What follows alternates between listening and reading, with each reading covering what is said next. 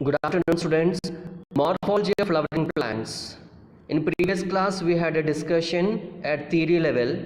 In this class, we are going to discuss about NEET and KCET level coaching part. Okay, now let us discuss one by one in detail on subtopics the flower and parts of the flower. Okay, now see the first question mark. Name the sexual reproductive unit in the angiosperms. Option A, leaf. Option B, root. Option C, stem. Option D, flower. So the correct answer is option D, flower. Why this fourth option is correct? Because in a bisexual flower or in any flowers like hibiscus, example for bisexual flower, from outside to inside, the four major parts as follows. They are present in different rings or orals. Let us see what are those. Outermost one is calyx, followed by corolla, androecium, and the innermost one is gynoecium. As we discussed earlier, androecium and gynoecium are called as sexual reproductive organs meant for production of gametes, leads to fertilization in sexual reproduction. Okay, then calyx and corolla are accessory parts. So what is the reproductive unit in a angiosperms? It is nothing but option D, flower. Next, second question. How many different kinds of orals are present in a typical flower? Option A, 3, option B, 4, option C, 5, and option D, none of the above. Now, the correct answer is option B, 4. Just now we had a discussion. There are 4 orals or rings are present in an angiospermic flower. The flower consisting different kinds of parts from outside to inside as follows. Calyx is the outermost part. Next, from the third oral, corolla from the second oral, androecium in the last oral or ring, in the innermost fourth ring, gynoecium is present. So the correct answer is option B. It is nothing but 4 orals, or also called rings. Next, third question mark. Thalamus or receptacle is a. Let us see options. A. Option thin end of the stalk. Option B. Thick end of the stalk. Option C. Swollen end of the stalk. And option D. All of the above. And the correct answer is option C. Stalk, also called as pedicel, at the end portion, something swollen in nature or bulging in nature, and the swollen part of the stalk or pedicel, which is present at the end region, is called as thalamus. Okay, the correct answer is option C, swollen end of the stalk. Next, fourth question. Choose the accessory organs in a flower from the given below. Option A, calyx only. Option B, corolla only. Option C, androecium. And option D, both A and B. So in first and second questions, we had a discussion about this concept. In a flower, the accessory organs are calyx and corolla both together, called as accessory parts. So that's why the correct option is option D, both A and B. Understood? Next, fifth question. Pick out the reproductive organs in a bisexual flower. Option A, calyx only. Option B, androecium only. Option C, gynoecium only. And option D, both B and C. Okay, now let us see the correct option. In above question we had a discussion. about accessory organs. In this question, they asked about reproductive organs. So what are the reproductive organs in a bisexual flower? They are both androecium and gynoecium together, called as reproductive organs. They are meant for production of gametes, male and female gametes separately, and useful for fertilization. So the correct option is option D. Next, sixth question. Name the plant where there is no calyx and corolla is not differentiate. Option A, bean. Option B, gulmohar. Option C, cassia. And option D, lily. So the correct option is option D, lily. Do you know, students, in lily flower there is no differentiation of calyx and corolla, because calyx and corolla together present as a one single unit called as perianth. This is very, very important for NEET examination. Please make a note. Next, seventh question. When a flower can be divided into two equal radial halves in any radial plane passing through the center is termed as, options as follows: A, zygomorphic. B, actinomorphic. C, both A and B. D, none of the above. Option B, actinomorphic. Radial symmetry. In previous class we had a discussion, it is nothing but radial symmetry. If you pass one radial plane through the center portion of the flower can cut into two equal halves in any direction. Understand? So the correct option is option B, actinomorphic. It is a radial symmetry. Next, eighth question. Find out the mismatch. Okay, now let us see the options. Option A, lily and perianth. Option B, actinomorphic flower and mustard. Option C, zygomorphic flower and pea. And option D, asymmetric nature, cassia flower. So they asked mismatch in this question from the given below four options. Just now we had a discussion. Lily flower consisting perianth, we know that. Actinomorphic flower, example mustard, this is also correct option, correct pair. Next, zygomorphic flower, that nature can be seen in pea flower, that is also correct. This pair is also correct. Next, D option, asymmetric nature can be seen in kanna flower, CANNA, kanna flower. It is not in cassia flower. Understood? So the mismatch is asymmetric nature, cassia, option D. Next, ninth question. Find out the correct statement from the given below. Statements based question, very important question for competitive examinations. Now let us see the first statement. Statement A or statement 1. A flower having either stamens or only carpels is called bisexual flower. Statement 2. A flower has both androecium and gynoecium is called as unisexual flower. Now let us see the options. Option A, only statement 1 is correct. B, only statement 2 is correct.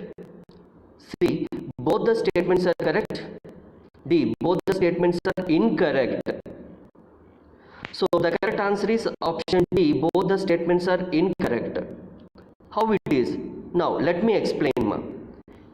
Statement A, a flower having either stamens or only carpels is called as unisexual flower.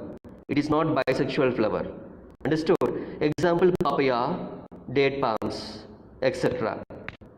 Okay, next, statement 2. A flower has both androecium and gynoecium is called as bisexual flower. It is not unisexual flower. Understood? Like hibiscus, marigold, etc. When the flower has both androecium and gynoecium, it is called as bisexual flower. Bi means two sexes. Both sex organs are present in it or within it. So it's called as bisexual flower. Understood? So that's why the correct option is both the statements are incorrect according to the given question. Next, 10th question. Find out the irrelevant to actinomorphic. So here some examples are given for actinomorphic nature. Let us see what are those. Option A, mustard. Option B, datura. Option C, chili. And option D, gulmohar. So here the irrelevant to actinomorphic is option D, gulmohar. Gulmohar is not belongs to actinomorphic, it is belongs to zygomorphic. Rest of the A, B, C options are there, no? Mustard, datura, chili, these are all examples for actinomorphic nature. Radial symmetry. Understood?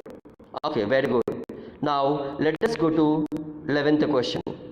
In a flower, the gynoecium occupies the highest position, while the other parts are situated below it. Is called as option A, hypogynous, B, perigynous, C, epigynous, D, all of the above. So the correct answer for this question is nothing but option A. In theory class we had a discussion, even I showed the diagram also on the screen. In a flower, the gynoecium occupies the highest position. It means ovary is present in a highest position. The rest of the parts are there, no, right? Like calyx, corolla, and androecium. They are all present below to the gynoecium, below to the ovary. Understand? That kind of nature is called as hypogynosium. The phenomenon is called as hypogynous, and the ovary is called superior ovary. Understood, ma? Very good. Now, moving to 12th question. Gamocephalous nature. What is meant by gamocephalous nature? Now let us see the options, ma. Option A, sepals are free. B, sepals are absent. C, sepals are more. D, sepals are united. So students, here the correct option is here, gamocephalous nature is sepals are united. In morning class, in previous class we had a discussion. If the sepals are united, the nature is called as gamocephalous. Then if the sepals are free, then the nature is called as polycephalous. Understood? Very good. Now moving to 13th question, next question. Aestivation means. Let us see the definition for aestivation. Option A, arrangement of sepals and petals on thalamus. B, arrangement of stamens. C, arrangement of carpels. D, arrangement of sepals or petals in a floral bud. Students, the correct answer for this question is option D, arrangement of sepals or petals in a floral bud. It is not on thalamus. Make sure this difference should be clear to everybody. The correct option for this aestivation definition is arrangement of sepals or petals in a floral bud. Option D. Got it? Now, moving to 14th question. It's a matching question. Very important type of asking for competitive examinations. Now, let us discuss it. Find out the correct pair from the given below. Understood? Now let us see. Option A, valvate, term number 1 beans. B, twisted and acacia. C, imbricate and cotton. Option D, vexillary calotropis. Students, here the correct matching from the given ABCD as follows. We'll explain, listen very carefully, ma. From ABCD options, the correct option is option D. Why so it is? Let us discuss, ma. Option A, it means valvate. For valvate, the correct example, the correct plant is calotropis. Understood? Where the sepals or petals are just present side by side, just touching, not overlapping in calotropis. Understood? Next, twisted, where the sepals or petals are overlapping on one another. So that nature can be seen in cotton plant. Understood? Now, imbricate. In this imbricate estivation, sepals or petals are not present in any particular manner. It means one sepal or petal is completely outside, one sepal or petal is completely inside, then the rest of the sepals or petals are overlapping with each other on one another. So this type of imbricate estivation can be seen in a flower. It is nothing but cassia. Very important example. Next, vexillary. Vexillary estivation is also called as papilionaceous estivation. Can be seen in a flower, beans or peas, where there are 5 petals are present. That too, those 5 petals are 3 different types. One large standard petal is present at the top, overlapping both sides wing petals, and at bottom there are 2 keel petals which are small in size, connecting to each other with a knob. So this type of estivation is called as vexillary or papilionaceous estivation, can be seen in beans. So the correct answer for this question is option D. Understood everybody this one? Okay, now moving to 15th question. A sterile stamen is called as option A, staminate, option B, staminode, option C, pistillate, option D, pistinode. So the correct option for this question is staminode. It means the stamen cannot produce pollen grains. Pollen grains are referred as male gametes. So the stamen has a filament, a long star-like structure. At the end of the filament there is a bilobed anther consisting pollen sacs. Pollen sacs are producing pollen grains. Pollen grains referred to as male gametes. But a sterile stamen cannot produce male gametes. It is nothing but pollen grains. That type of stamen is called as staminode. Understood? So the correct answer is option B. Okay, Amma? Now, moving to 16th question. Next question. How many lobes can be seen in an anther? Option A, 1, B, 2, option C, 3, option D, 4. So the correct answer for this question is option B, 2. 2 lobes can be seen in an anther of angiospermic plants called as bilobed anther. This is very, very important, called as bilobed anther. Bi means 2, hence 2 lobes are present, called as bilobed anther. Understood? Now, 17th question. When stamens are attached to the petals is called as option A, epiphyllous, option B, polyandrous, option C, epipetalous, option D, polyadelphous.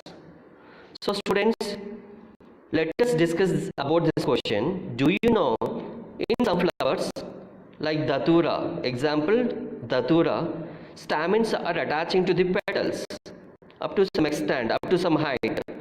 So that type of nature is called as epipetalous. Epi means up, petalous means petals. So the stamens are attaching to the petals since the stamens height is somewhat height in position. So the correct option for this question is option C. Understood? Now moving to 18th question.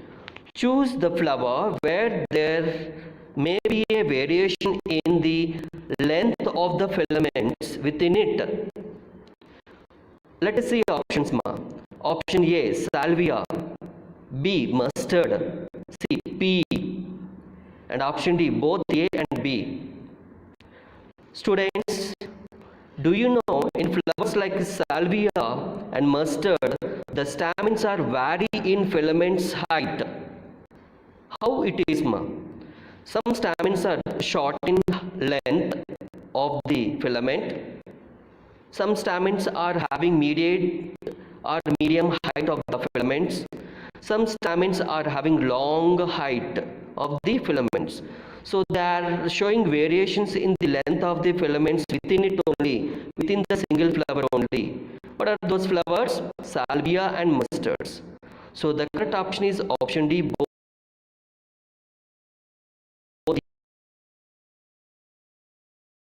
Next question.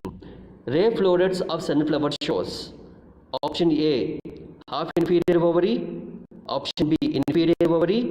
Option C, superior ovary. Option D, all the above.